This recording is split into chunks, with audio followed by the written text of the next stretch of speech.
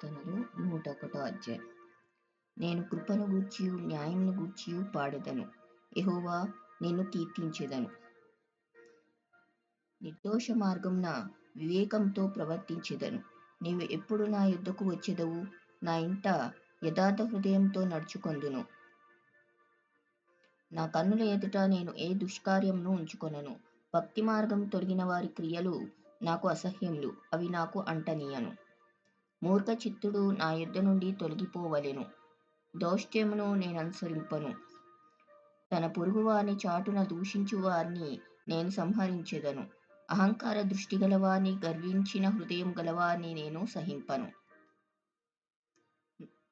నా యొద్ద నివసించున్నట్లు దేశంలో నమ్మకస్తులైన వారిని నేను కనిపెట్టుచున్నాను. నిర్దోష మార్గమందు నడుచువారు నాకు పరిచారకులగుదురు. మోసం చేయువాడు నా ఇంట నివసింపరాదు. అబద్ధములాడువాడు నా కన్నుల ఎదుట నిలువడు. యెహోవా పట్టణంలో నుండి పాపం చేయు వారినందరినీ నిర్మూలం చేయుటకై దేశమందలి భక్తిహీనులనందరినీ ప్రతి ఉదయమున నేను సంహరించెదను.